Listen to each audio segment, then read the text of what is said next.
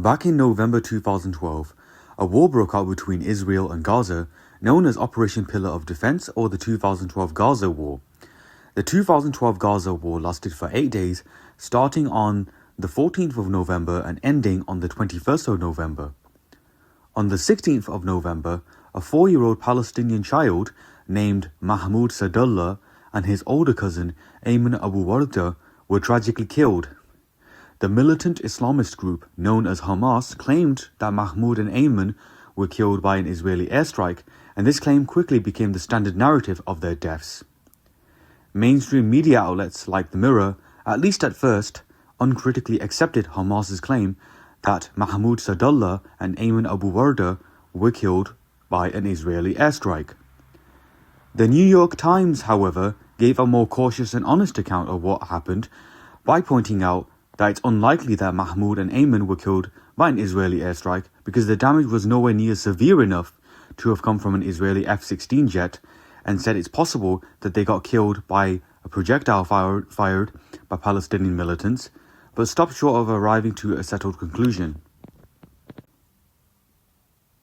The Associated Press also gave a more objective account of what happened, saying that the IDF did not launch any airstrikes on Gaza while Egyptian Prime Minister Hisham Gandil was in Gaza, while also noting that there were no eyewitnesses to the strike that killed Mahmoud and Ayman, and that the neighbours attested that local security officials quickly took what remained of the projectile, making it impossible to verify who fired it in the aftermath. This raises the following questions. What did these local officials have to hide? Why were they so quick to take what remained of the projectile and make it impossible to verify who actually fired it? Furthermore, the Palestinian Center for Human Rights, which keeps track of everyone killed in Gaza, did not list Mahmoud Sadullah or Ayman Abu Warda in their list of Israeli airstrikes. Remarkably enough, The Telegraph in a 17th of November 2012 report confirmed that the explosion that killed Mahmoud Sadullah and Ayman Abu Warda was indeed caused by a Palestinian projectile and not an IDF missile, as Hamas claimed. This should not come across as a surprise, because when Hamas and other terrorist groups in Gaza fired rockets in Israel in November 2012, 100 of their rockets ended up landing in Gaza instead, which would have increased the death toll and caused an untold amount of damage to Gaza's infrastructure. Keep in mind that during the November 2012 Gaza war, Ismail Haniyeh was the Prime Minister of Gaza. This is the same Ismail Haniyeh who said this on the 26th of October 2023.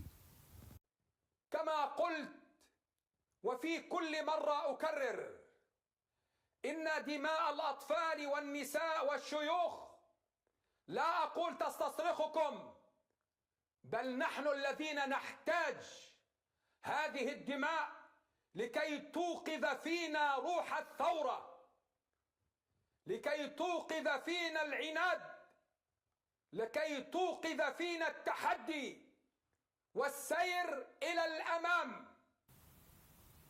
Hamas, Palestinian Islamic Jihad, and other terrorist groups benefit politically and financially from Palestinian blood. They don't just use Palestinian civilians as human shields, but they use them as human sacrifices. This is a sickening practice that only serves to perpetuate a culture of oppression and suffering for the sake of political and financial gain. And let me make one thing clear. This is not an isolated incident. This happens almost regularly, and we even have a similar incident with the Al Ahli Arab hospital explosion, but on a much larger scale, where at least 100 Palestinians were killed by a rocket that was misfired by Palestinian Islamic Jihad, but Israel was blamed for this. Thank you all for watching. Make sure to like, subscribe and share this with others.